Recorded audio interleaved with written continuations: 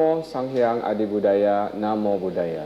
Selamat siang pemirsa TVRI Sumatera Utara dimanapun Anda berada. Jumpa lagi dengan saya Arifin Halim pada program Mimbar Agama Buddha.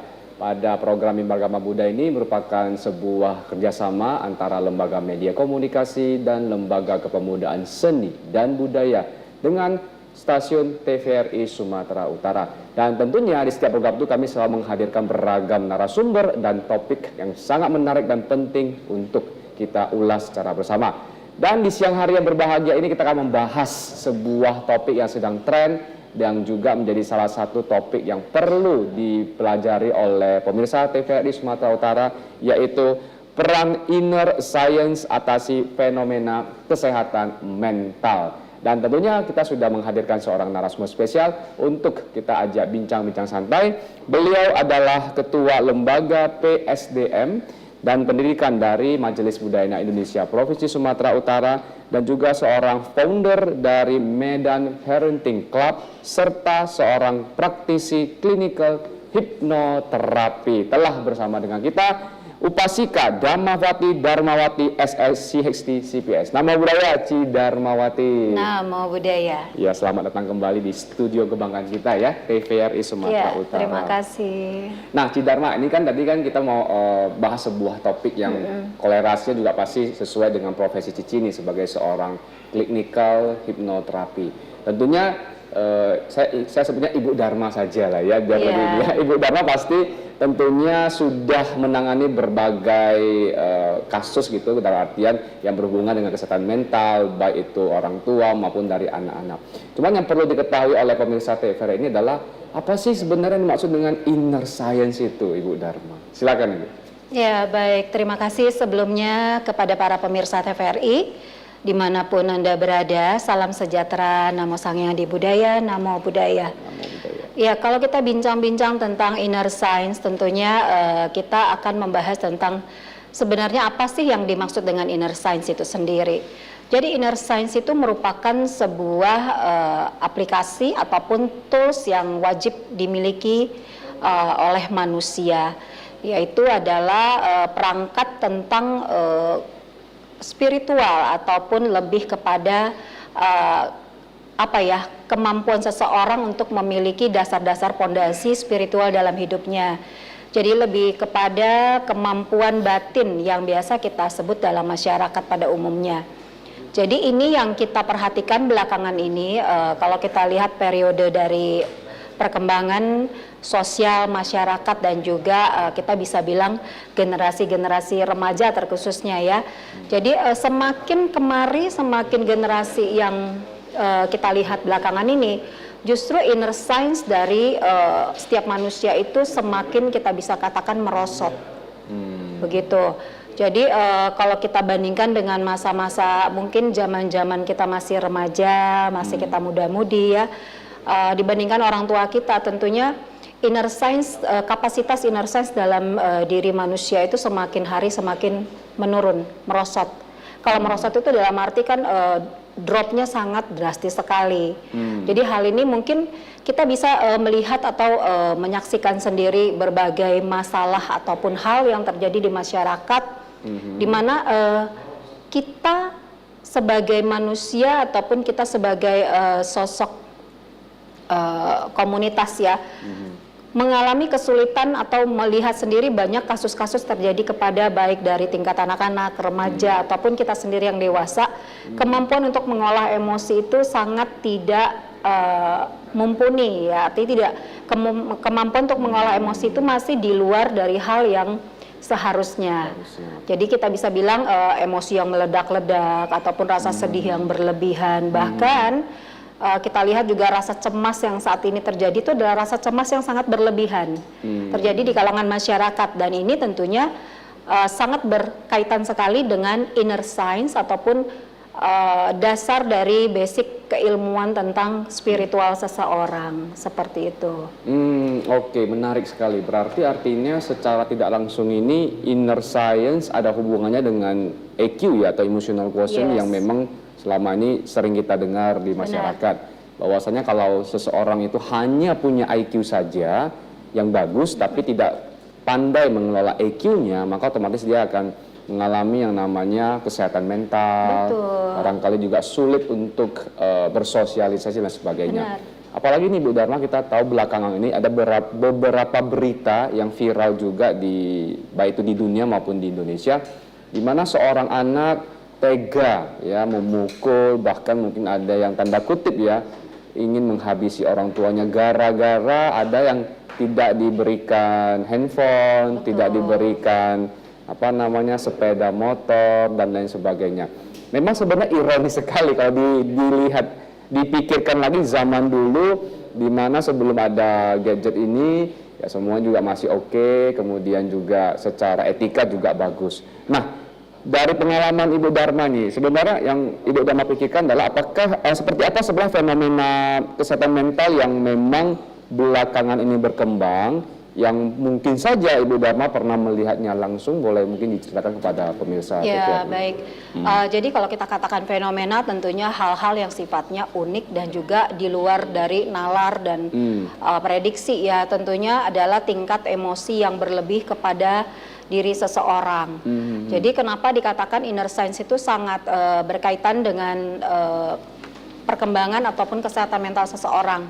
Jadi inner science ini adalah kita bisa bilang aplikasi yang penting ya, vital sekali, sehingga seseorang mampu memiliki kemampuan untuk mengelola emosi, emotional intelligence. Itu semua sangat bergantung kepada kapasitas spiritual dari seseorang. Jadi itu juga tentunya tidak lepas dari peran orang tua, peran lingkungan, dan juga peran dari komunitasnya sendiri. Jadi kalau kita lihat fenomena yang terjadi saat ini, mungkin semua sudah mendengar dan membaca beritanya. Salah satunya yang terbaru adalah bagaimana seorang anak remaja yang terlihat baik-baik saja, bahkan sangat dinilai bukan tipe yang banyak bicara ya, sopan, dan anak ini dianggap juga sangat baik sekali lah untuk kalangan lingkungannya gitu. Mungkin dari sisi tata krama dan sebagainya, tapi tidak disangka bahwa anak ini mempunyai pendalaman emosi negatif yang sangat besar. Artinya diam itu bukan berarti mereka tidak punya masalah begitu. Jadi kalau kita bilang fenomena yang terjadi saat ini, peran orang tua, masyarakat, organisasi itu penting. Kita yang sebagai orang dewasa tentunya harus memahami bahwa kalau dulu orang kan bilang nih, diam itu emas. Tapi yang saat ini justru terjadi terbalik. Diam itu bukan berarti seseorang itu menerima ataupun diam itu menandakan orang itu tidak ada masalah. Justru kondisi saat ini yang terjadi, fenomena yang harus kita sikapi adalah diam itu menyatakan bahwa mungkin atau ada peluang besar orang itu sedang tidak baik-baik saja. Begitu.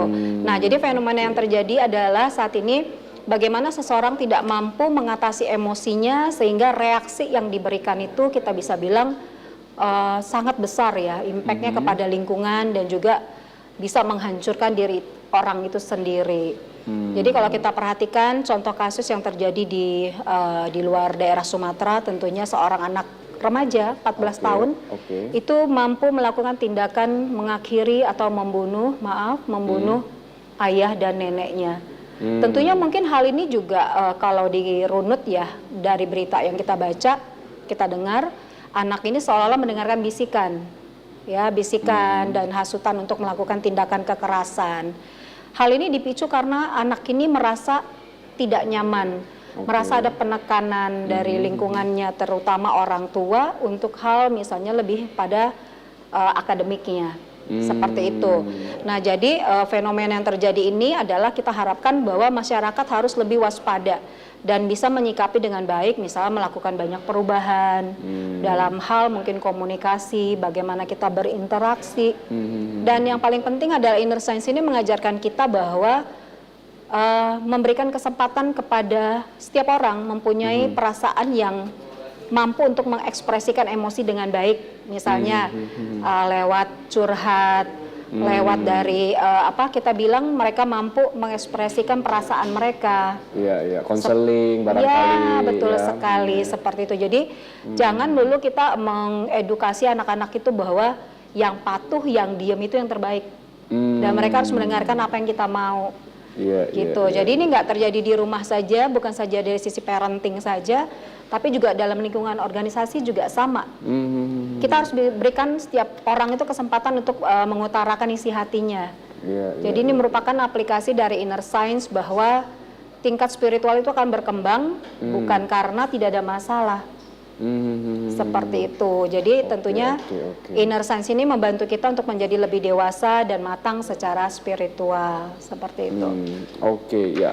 Artinya memang secara tidak langsung bagi pemirsa TVRI Sumatera Utara yang mendengar ini, berarti cara mendidik ya, cara mendidik anak zaman dulu yang dengan cara barangkali harus selalu mendengarkan orang tua itu setiap perkataannya 100%, berarti cara mendidiknya sudah harus diubah ya. Nggak bisa hanya memberikan sebuah penekanan kepada sang anak bahwasanya kamu nih harus selalu turut nih kata-kata orang tua nih. Pokoknya kalau orang tua bilang A, ikut A, bilang B, ikut B. Alhasil terjadi banyak kasus seperti saat ini yang tadi mungkin Ibu Dharma katakan itu benar sekali.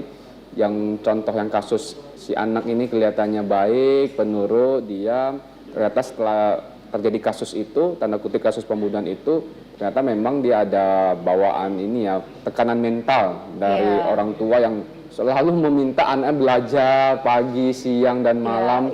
Akhirnya si anak ini, ya namanya juga seorang anak, pasti butuh hiburan juga, butuh main-main juga, bersosialisasi dengan teman-teman.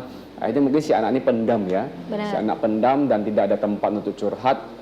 Dan ya seperti bola salju, semakin besar akhirnya bom waktu itu datang dan terjadilah kasus seperti itu. Ini memang yang sering terjadi, atau bukan sering, ya memang saat ini terjadi di hampir seluruh dunia juga sebenarnya kalau kita lihat ya. Betul, kita tidak lihat ini sebagai sebuah fenomena yang ada di Indonesia, karena ini benar-benar sebuah perubahan yang terjadi secara global.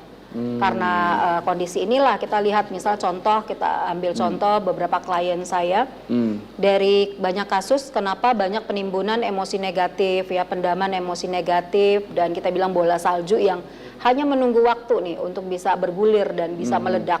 Nah, kita perhatikan, coba kita ingat-ingat kembali, mungkin bukan cuma terjadi pada remaja zaman now ya, remaja sekarang, mungkin di zaman kita juga sudah ada pola asuh yang misalnya kita bilang pola didiknya menekankan dan memaksa, itu sudah ada. Tapi mungkin dari cara orang tua kita menekankan itu beda dengan orang tua kita zaman now. Satu, mungkin kita lihat dari sisi orang tua zaman sekarang itu kan waktu itu bagi mereka itu untuk bisa interaksi komunikasi verbal itu sudah langka. Bahkan mungkin jarang terjadi. Jadi kalau dari media ya, dari mobile itu juga mungkin sesekali ada, tapi penekanannya beda dengan kita langsung verbal. Emosinya beda. Jadi bisa dikatakan bahwa pesan yang disampaikan itu akan tersampaikan tidak seperti apa yang mereka harapkan, karena membaca itu mempengaruhi emosinya. Kalau kita sedang emosi nih, contohnya kita baca sebuah pesan dengan emosi kita sendiri, tentunya apa yang disampaikan itu berbeda dari apa yang akan dikirimkan kepada kita. Pada saat kita emosi, kita bacanya ini sebuah penekanan yang menyakitkan. Betul. Nah, kembali lagi, jadi kita perhatikan pola komunikasi dan juga bagaimana kita mengedukasi anak ataupun lingkungan ya. Contohnya kita bilang beberapa kasus yang terjadi pada klien kami adalah anak-anak tuh dipaksa untuk misalnya kalau orang tua bicara anak harus diam. Atau anak tuh tidak diberi kebebasan untuk mengutarakan pendapat ataupun keinginannya seperti apa. Dan juga kita perhatikan pola orang tua yang suka menghukum anaknya, suka mengatakan bahwa diem gitu ya. Artinya kalau orang tua bicara anak harus diam. Itu satu. Kedua, suka menghukum anak itu misalnya dengan menghadap dinding. Ya, zaman-zaman kita dulu ya, kita mengalami, tapi anak-anak zaman now susah menerima itu. Gitu. Jadi kondisi luapan mental anak itu sudah berbeda dari zaman ke zaman. Kita bisa bilang mereka juga sudah tidak ada bonding, ya tidak adanya bagaimana kedekatan emosi dengan orang tua itu berbeda dari zaman kita dengan anak zaman sekarang. Jadi pada saat orang tua berkata ini loh sayangnya saya, tapi anak tidak menerima itu sebagai bentuk sayang, tapi sebagai bentuk hukuman yang seolah-olah tidak manusiawi. Iya, iya. Nah, ini yang kita mengajarkan anak-anak pada saat mereka marah, mereka harus diam. Pada saat mereka sedih, mereka nggak boleh meneteskan air mata. Itu adalah edukasi yang tidak tepat, sehingga si anak setelah bertumbuh, dia mengalami namanya distorsi ataupun sulit untuk meluapkan emosinya, seperti kita bilang bagaimana mereka bisa merilising emosinya dalam bentuk aplikasi yang salah. Jadi larinya kemana? Kekerasan. Seperti Tempat itu. pelampiasan jadi kekerasan gitu ya. Betul. Oke. Ya, memang itulah yang harus dipahami oleh para orang tua yang khususnya telah mendengarkan Mimbar Agama Buddha ini, karena memang cara-cara zaman dulu seyogianya juga harus disesuaikan dengan zaman sekarang, karena selain memang cara mendidik, tapi pengaruh juga dari pola makan zaman dulu barangkali lebih bersih kan, lebih sehat. Kalau zaman sekarang mungkin banyak terkontaminasi, akhirnya secara tidak langsung pengaruh ke mental juga, lingkungannya lagi juga kurang mendukung dibanding zaman dulu. Makanya kalau orang tua yang masih punya pola asuh seperti zaman dulu, banyaklah belajar, apalagi yang dunia parenting sekarang kan banyak tuh yang berkembang baik di media sosial maupun beberapa seminar, sudah selayaknya untuk dipelajari. Nah, oke, Ibu Dharma, kita akan lanjut ke pembahasan berikutnya, karena sebentar lagi kita akan menyaksikan sebuah renungan Buddhis yang akan dibawakan oleh seorang putri Sakya 2022, Angeline Octavian. Selamat menyaksikan.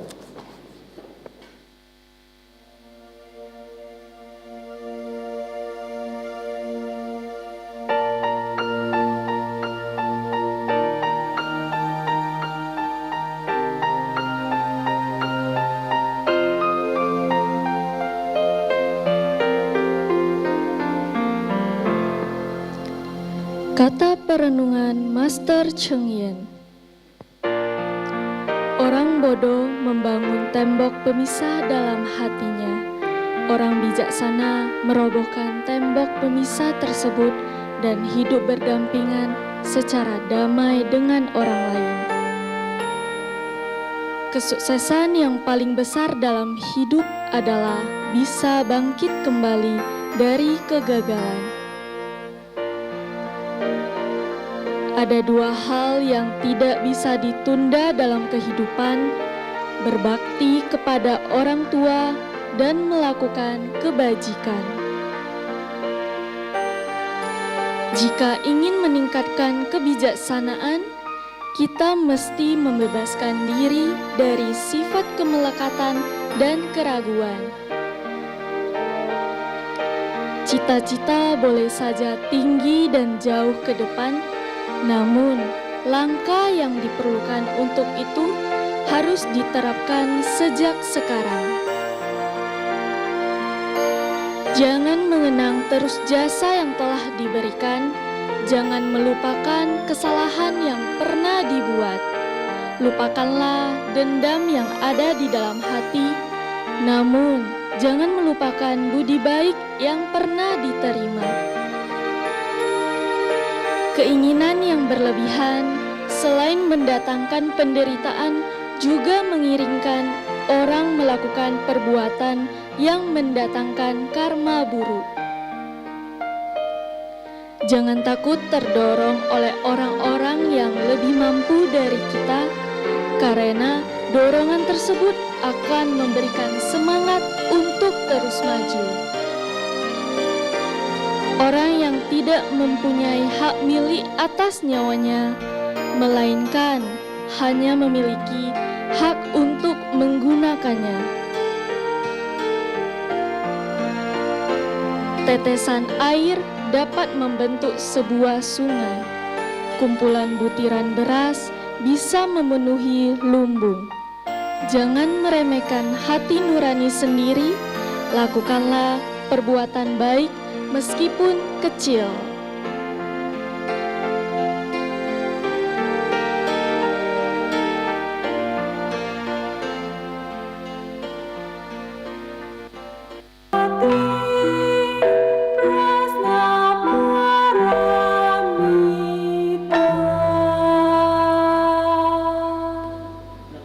Ya, masih bersama saya Arifin Halim pada program Mimbar Agama Muda. Kita sedang membahas sebuah topik yaitu peran inner science atasi fenomena kesehatan mental.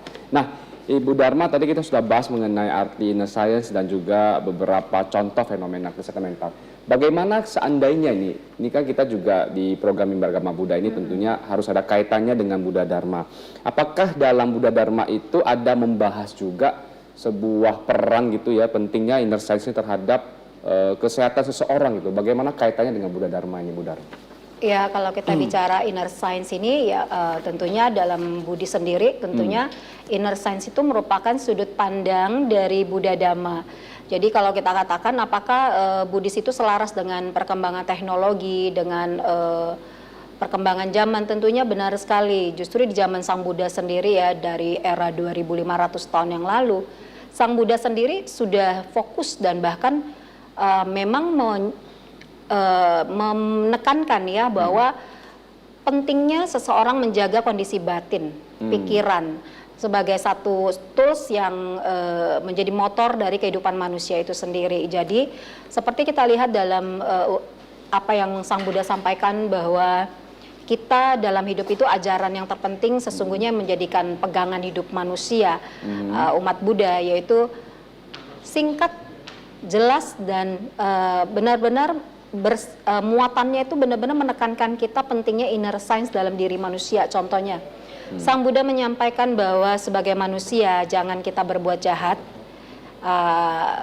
hindari perbuatan buruk ya, perbanyak berbuat baik ya, sucikan hati dan pikiran. Dari kata sucikan hati dan pikiran, ini sudah menggambarkan bahwa Sang Buddha sudah jauh lebih dulu ya, sebelum kita di zaman ini sudah menggaung-gaungkan tentang healthy, mental health seperti itu. Jadi mental awareness ini sudah ada dan sudah menjadi perhatian penting sebagai umat manusia, dan Sang Buddha sudah melihat itu sebagai sebuah hal yang harus dipegang, menjadi sebuah vital ya dalam sebuah kehidupan manusia. Jadi dalam Buddhis sendiri banyak hal yang mendukung untuk bisa kita menjaga mental kita, yaitu lebih ke batin ya, inner science-nya jadi lebih kepada inner dalam diri seseorang, yaitu batinnya, pikirannya, baru diikuti oleh ucapan dan perbuatan. Nah, salah satu teknik yang memang diajarkan dan ditekankan dalam agama Buddha dan sekarang juga sudah banyak nih di kancah dunia internasional, banyak sekali di dunia barat bahkan sudah mengadopsi, yaitu tindakan meditasi. Kegiatan meditasi. Jadi kegiatan meditasi ini sendiri adalah sebuah kebutuhan, di mana kita melihat bahwa contohnya manusia tentunya perlu membersihkan diri bukan hanya sekali setahun atau sekali seumur hidup. Jadi Sang Buddha sendiri mengumpamakan bahwa orang yang melakukan tindakan meditasi adalah orang yang sedang melakukan tindakan membersihkan batin, melihat diri sendiri, melihat ke dalam, jadi inner. Nah, di sini kita katakan bahwa mental health ini juga sudah menjadi sebuah sorotan yang dinyatakan bahwa mental seseorang itu yang akan membawa seseorang akan menjadi mulia dan indah ya. Jadi manusia yang baik itu semua terbentuk dari dalam, dari inner seseorang.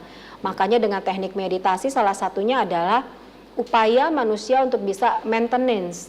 Jadi tindakan pembersihan batin yang terbaik. Kita tidak bisa katakan, oh seumur hidup kita udah ikut retreat nih sekali, itu udah cukup. Intinya kalau kata cukup itu tidak akan pernah cukup dalam arti sudah pernah, maka nggak perlu lagi, itu enggak ya. Intinya kalau bisa continue, terus menerus, dan juga dilakukan dengan mindfulness.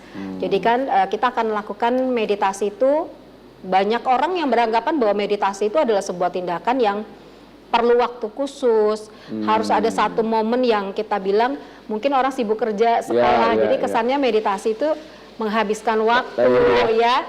Jadi tindakan meditasi sesungguhnya di sini kita sampaikan meditasi itu bukan hanya dilakukan dalam sebuah program yang sifatnya dalam skala besar atau lama. Jadi intinya pada saat kita duduk di sini hari ini kita berbincang-bincang dengan pemirsa di rumah, dengan Pak Arifin, ini adalah sebuah meditatif. Sebuah bentuk bincang-bincang yang berkesadaran. Pada saat Anda fokus pada nafas Anda di dalam hening, Anda merasakan ketenangan, Anda merasakan emosi Anda, itu sesungguhnya juga meditasi.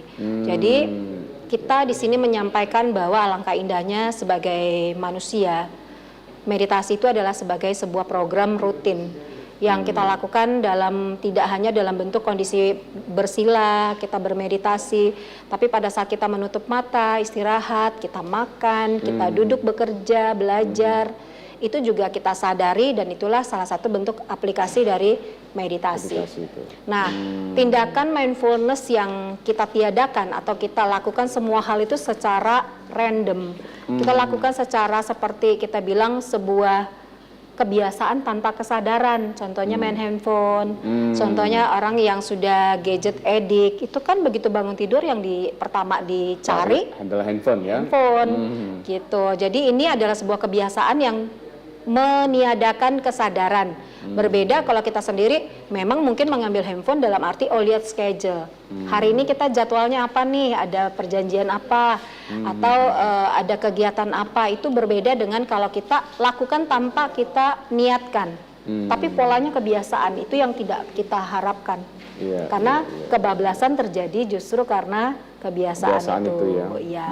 Oke, berarti dalam Buddha ini, Buddhis ini yang diutamakan untuk menjaga kesehatan mental itu adalah caranya meditasi ya. Betul, salah satunya. Salah satunya ya meditasi, karena kembali lagi meditasi itu adalah fokus untuk mengenal diri sendiri dan juga tanda kutip bisa ini menetralisir ya, menetralisir yang memang selama ini kita terlalu sibuk, terlalu banyak beban pikiran, akhirnya kita diminta untuk kembali kembali ke diri masing-masing untuk melihat, oh ternyata saya selama ini terlalu sibuk, terlalu punya kebiasaan yang kurang bagus. Benar. Nah, jadi ini yang bisa Bapak Ibu pemirsa TVRI Sumatera Utara praktikkan di rumah masing-masing, dan tentunya sekali lagi meditasi ini bukan hanya harus kita mengambil satu waktu, duduk, kemudian fokus kepada napas saja, tapi juga bisa dilakukan di segala kondisi. Contoh nih pada saat lagi di kantor gitu kan, kalau ada lagi waktu senggang,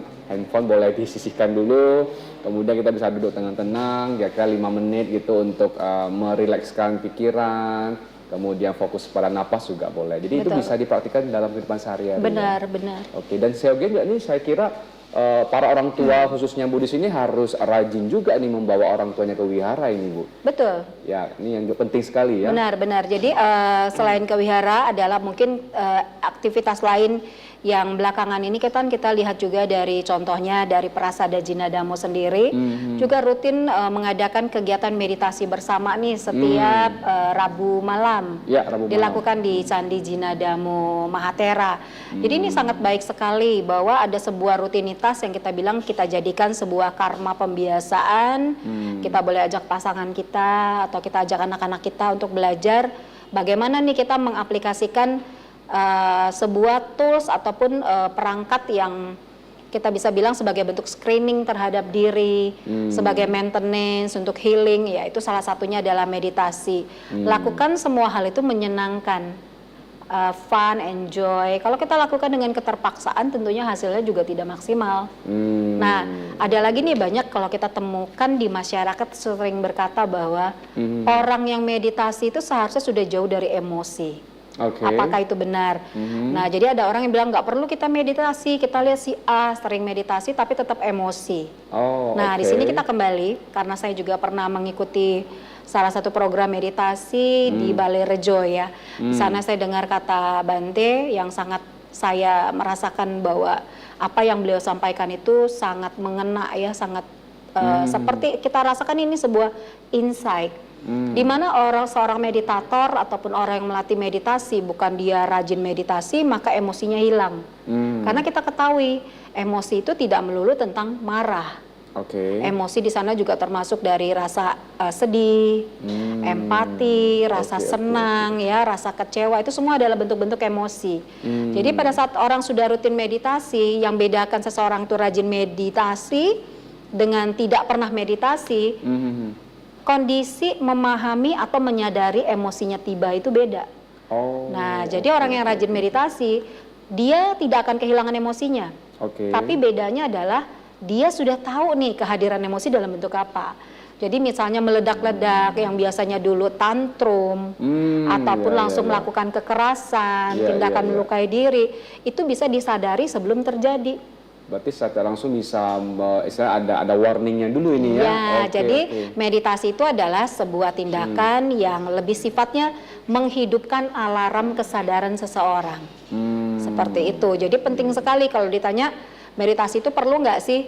Penting sekali. Jadi kalau kita ingin merawat batin kita agar kita dalam hidup itu penuh kesadaran, dalam hal emosi juga tidak berlebihan dan sifatnya meledak-ledak ya, itu tentunya kita wajib melengkapi diri atau melatih batin kita sendiri untuk tenang, belajar melihat dalam kondisi yang tenang, ya. Seperti itu. Oke, jadi ini sekali lagi penting sekali bagi orang tua yang sudah punya anak. Rajin-rajinlah bawa ke wihara, kenalkan khususnya dalam dunia meditasi. Tapi orang tua juga harus belajar. Dengan kita mengajak anak ke wihara untuk belajar meditasi, malah orang tua juga nggak praktik. Jadi teladan. Iya, harus jadi teladan juga bagi anak. Oke, ini Ibu Dharma mengenai tadi kan kita sudah bahas tuh kriterianya. Tapi yang paling penting begini, apa sebenarnya ada nggak faktor yang menyebabkan seseorang itu yang punya kondisi mental itu sehingga ada orang yang rapuh, tapi juga ada orang yang tangguh. Sebenarnya ada faktor apa sih yang menyebabkan kondisi itu bisa terjadi gitu? Ya, jadi kalau kita bilang faktor itu banyak sekali ya, bukan melulu. Jadi kita bisa bilang faktor ini disebabkan oleh inner dan outer. Oke. Inner itu artinya memang bakat dari orang itu sendiri. Outer itu adalah memang dia sudah punya, seseorang ini punya bakat emosi atau memang punya bakat mentalnya itu nggak sehat, tapi di-trigger nih. Dipicu misalnya oleh orang tua yang overprotective, terlalu keras, terlalu semua kepo ya, atau ketemu memang orang-orang yang suka menjengkelkan, lingkungan yang kurang memperhatikan misalnya begitu, jadi dia ke-trigger. Jadi kalau kita bisa bilang bahwa kesehatan mental ini juga ada orang yang memang sifatnya bawaan. Bawaan itu dalam arti begini, misalnya orang yang punya mental health, misalnya mudah cemas, itu kebanyakan kalau kita lihat itu nggak lahir tiba-tiba, artinya nggak terbentuk tiba-tiba, tapi dari kecil dia memang sudah punya bakat ini. Contoh, kalau kita suruh tampil itu banyak pertimbangan, menolak, nangis ketakutan ya, itu seperti itu udah cikal bakal bahwa anak ini punya mental yang kurang tangguh. Seperti itu, tapi memang rata-rata anak seperti itu sih gitu ya. Tapi kalau orang tuanya memang juga punya bakat ini, artinya orang tuanya sendiri juga memang pencemas, anxiety ya, over cemasnya sangat berlebihan. Ini juga akan menurun kepada si anak. Oh, bisa menurun juga bisa menurun, jadi bukan hanya penyakit saja ya, ternyata yang berhubungan ini bisa diturun ke anak ya. Oh, oke. Karena kekhawatiran si ibu ini dia akan kita bilang tauladan ya. Jadi anak itu melihat dan meniru. Begitu. Jadi untuk kondisi tertentu si anak yang memang punya bakat gampang seperti spons, anak itu kan gampang belajar nih, melihat dan mengikuti. Kalau anaknya memang rapuh, apapun yang rasanya lebih kena kepada sifat emosional dan menimbulkan rasa takut yang berlebihan, itu akan mudah diserap. Gitu. Jadi maka alangkah baiknya kita bilang sebagai orang tua kita harus rutin ya melakukan kegiatan yang positif sehingga anak tuh belajar melihat dan akhirnya menjadi bagian dari si anak itu sendiri. Jadi kembali sebenarnya kesehatan mental itu ya kita nggak bilang secara gen, tapi tentunya dari sisi dalam dan juga sisi luar sangat berperan. Jadi kalau misalnya si anak dari kecil nih, misalnya si ibu waktu hamil stresnya tinggi, atau si ibu adalah pekerja yang kita bilang pekerja ibu rumah tangga, tapi yang bekerja gitu ya, tingkat stresnya tinggi. Biasanya pada saat si ibu hamil dan dia bekerja dan dia stres atau dia sedih berlebihan, ini akan berpengaruh ke janin. Nah begitu si anak lahir, dia ketemu orang tua yang mungkin si ibu juga udah berubah secara hormonal, juga lingkungan ibu berubah, maka ibu jadi lebih happy dalam mendidik anak. Terus ketemu juga pasangan, misalnya bapak dari si anak ini tipe yang tenang, yang ngemong ya gitu ya, yang romantis kepada anak. Anak juga akan belajar bahwa dia akan menjadi tangguh karena lingkungan ini mendukung dia untuk menjadi lebih baik. Seperti itu, makanya inner science dari orang tua itu sangat penting. Kalau orang tua sendiri kondisi batinnya tidak baik-baik saja, tentunya anak sebaik apapun pada saat dalam kandungan, begitu dia lahir, dia akan berproses dan menuju kepada kerusakan dari mentalnya sendiri. Begitu. Iya ya, luar biasa. Artinya memang pengaruh juga ya dari inner dan outer ini ya Bu ya. Benar. Kalau seandainya si ibu ini katakanlah mudah khawatir, tapi ditolong atau dibantu atau di backup oleh si Pasangan, ayah yang mungkin ya. lebih tenang. Jadi secara tidak langsung ini seperti si anak ini akan belajar ya. Benar. Melihat oh kalau yang seperti ini harusnya ada perubahannya lebih Benar. bagus. Jadi ya sekali lagi bagi orang tuanya, apalagi orang tua yang dua-duanya sibuk, anaknya dititipkan, otomatis kan orang tua tidak akan mengenal bagaimana karakter si anak. Maka tentunya siogianya juga orang tua harus meluangkan waktu ya, Benar. meluangkan waktu kepada anak sehingga bisa saling belajar, saling berbagi dan juga pertumbuhan anak itu kan jauh lebih Benar. baik ya. Oke, kita akan lanjut Ibu Dharma karena setelah ini kita akan mendengarkan lagi sebuah persembahan lagu dari Putri Sakya Intelijensia 2024 Angeline Chen dengan lagu Sing Fu Te Lian.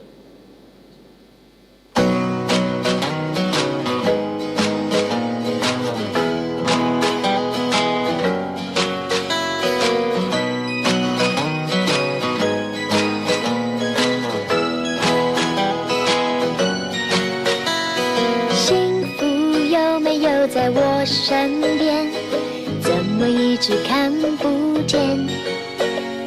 幸福有没有在你那边？让我看看他的脸。家里已经找了好多遍，只有温暖的房间。爸爸说幸福就在镜子里，那就是我快乐的脸。老师说，如果欲望能够少一点，快乐就会多一些。爱是地球给我们的资源，随时记在心里面。我用善良礼貌的双眼，发现大家幸福的脸。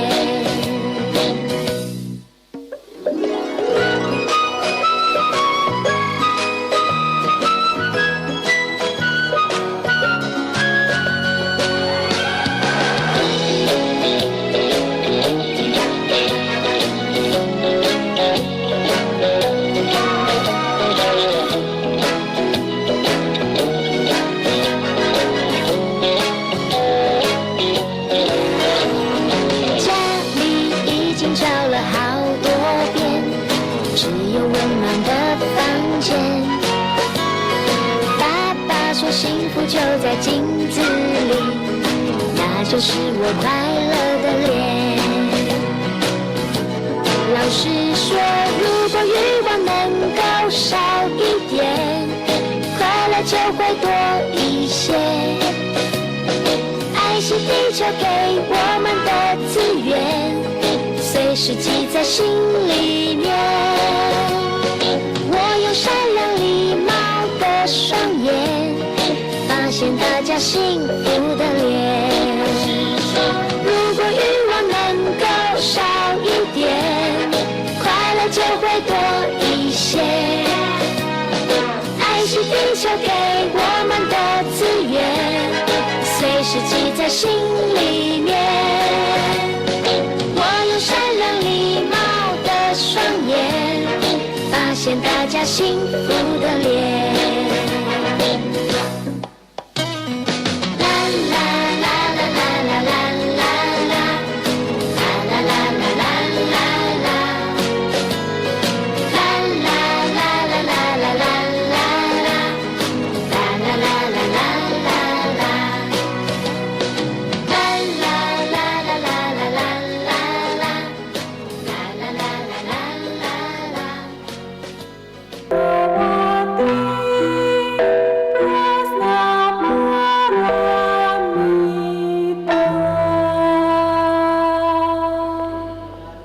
Oke, kita masih bersama dengan saya Arvin Halim di program Mimbar Agama Buddha. Oke, Ibu Dharma ini kan seorang praktisi hipnoterapi ya. Apakah ada pengalaman atau testimoni dari seorang klien gitu yang memang mungkin saja di kehidupan lampaunya itu ada permasalahan tentang kondisi mental dan akhirnya terganggu sampai kehidupan di sekarang ini. Jadi Apakah terbawa ada? ya, Terbawa. baik. Tentunya banyak kasus ya yang terjadi kepada klien di mana apa yang kondisi mental dalam kehidupan ini sesungguhnya masih ada kaitan bahkan terbawa dari kehidupan sebelumnya. Jadi salah satunya adalah satu klien, ya kita sebut aja Mr. X ya. Mr. X ini datang terapi karena beliau punya kecenderungan ingin menghilangkan kebiasaan merokok yang berlebihan. Itu salah satu. Okay. Nah setelah itu di sisi lainnya terapinya juga dipengaruhi karena beliaunya ini punya kecemasan yang sangat berlebih. Anxiety ya, anxiety dan juga rasa takut kalau mendengarkan kata-kata penyakit, contohnya kanker. Jadi dengerin ambulans tuh ada rasa takut yang berlebihan. Nah, setelah melakukan terapi, beliau itu masuk ke salah satu kehidupan lampaunya. Ternyata di kehidupan lampau dia juga seorang pemuda yang memiliki kebiasaan merokok. Jadi perokok berat. Nah, ceritanya dia masuk ke kehidupan lampau, dia masuki ke momen pada saat dia menjelang meninggal karena dia meninggal karena sakit kanker paru-paru. Nah, diceritakan di situ dia merasakan kembali momen pada saat bagaimana dia menjelang ajal, rasa sakit yang luar biasa, rasa penyesalan yang tinggi karena artinya mengabaikan kesehatannya. Di usia muda dia harus kehilangan nyawa dan akhirnya dia menyadari bahwa rokok yang terlalu berlebihan itu akan membunuhnya. Namun itu kan sudah berlalu ya, tapi rasa takutnya ini terbawa hingga kehidupan ini.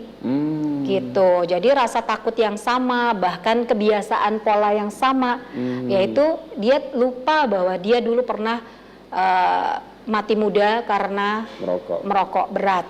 Tapi di kehidupan ini dia mengulang kembali pola itu. Jadi maksudnya di sini poin yang bisa kita ambil bahwa kita nggak menyadari apa yang kita lakukan dalam kehidupan ini. Sesungguhnya kita terprogram pada kehidupan lampau. Jadi alangkah baiknya kita mulai hari ini kita harus bisa program diri untuk melakukan banyak kegiatan yang positif, pikiran yang positif, sehingga itu akan menjadikan sebuah rutinitas, karma pembiasaan. Sehingga di kehidupan mendatang tentunya hal ini tidak menjadi sebuah bom waktu ya, bola salju yang akan terus bergulir hingga kehidupan selanjutnya. Seperti itu. Oke, ternyata memang ada ya yang sudah kebiasaan di kehidupan lampau masih saja terbawa di kehidupan sekarang. Walaupun di kehidupan lampau sudah menyesalnya setengah mati, akhirnya mati, kemudian di kehidupan ini kembali mengulang itu ya. Tanpa sadar. Tanpa sadar. Oke. Berarti ini juga harus dipahami oleh para pendengar TVRI bahwasanya seandainya kita punya anxiety yang terlalu berlebihan seperti itu, kemungkinan besar ada terbawa di masa lampau. Tidak semua dari kehidupan lampau, tapi memang ada kaitan. Ada pemicunya ya di kehidupan lampau, tapi yang paling besar adalah di kehidupan ini ada triggernya, ada pemicunya, semakin berkembang seperti itu. Nah ini Bu Dharma, untuk merangkum semua topik yang sangat menarik ini, kira-kira ada tips yang bisa disampaikan kepada para pemirsa TVRI untuk bagaimana meningkatkan inner science dan tentunya merawat mental kita supaya tetap dalam kondisi sehat sehingga para pendengar ini bisa mendapatkan inspirasi yang bagus. Silakan Bu Dharma. Baik, para pemirsa dimanapun Anda berada, tentunya selain kita rutin melakukan meditasi sebagai bentuk perawatan atau maintenance diri, tentunya harus dibarengi dengan perasaan gratitude, yaitu bagaimana kita bisa lebih punya perasaan menghargai diri sendiri, mengapresiasi diri sendiri, begitu ya. Jadi jangan lupakan untuk ada me time. Sesibuk apapun Anda, seberat apapun hidup Anda, tentunya kita harus menghargai diri kita. Harus ada rasa bersyukur seperti itu. Jadi luangkan waktu bisa berkumpul dengan sahabat-sahabat kalian Namita yang positif. Lakukan banyak kegiatan positif sehingga akan membantu kita memiliki semangat yang baru, memiliki mental yang lebih kuat, seperti itu. Selanjutnya juga kita sebagai umat Buddha harus memahami dan lebih mendalami tentang Paticcasamuppada, yaitu tidak ada hal yang kebetulan dalam hidup kita. Apa yang kita hadapi saat ini tentunya adalah sebuah pembelajaran, sebuah proses yang harus kita lewati untuk bisa menjadi lebih baik. Dan Paticcasamuppada mengajarkan kepada kita apa yang kita terima saat ini adalah bentuk dari apa yang pernah kita tanam di masa sebelumnya. Dengan kita menjalani kehidupan yang berat, bukan berarti hal yang pahit ini akan selamanya bersama kita. Pada saat kita menjalani proses yang berat dalam hidup kita, kita harus yakin bahwa cahaya terang dan karma baik dari karma baik yang kita lakukan, buahnya sudah ada di depan mata Anda, tinggal satu langkah lagi. Seperti itu saja, artinya jadikan hidup kita itu lebih sederhana, lebih bermanfaat buat orang lain, dan juga lebih bahagia. Seperti itu. Oke, baik, luar biasa. Semoga tips ini bisa menjadi sebuah penyemangat, sebuah motivasi bagi pemirsa TV Sumatera Utara yang mendengarkan Mimbar Agama Buddha ini. Dan tentunya bagi pemirsa TV Sumatera Utara yang ingin mendengarkan ulang, nanti bisa mengunjungi kanal YouTube yang ada, yaitu TVRI Sumatera Utara. Baik, terima kasih Ibu Dharma sudah banyak berbagi hal positif, karena tentunya topik ini sangat penting sekali untuk dipahami oleh pemirsa TVRI, supaya mana tahu ada kasus-kasus atau pengalaman-pengalaman mereka yang akan dialami, ada solusi-solusi yang bisa didapatkan dari Mimbar Agama Buddha pada siang hari ini.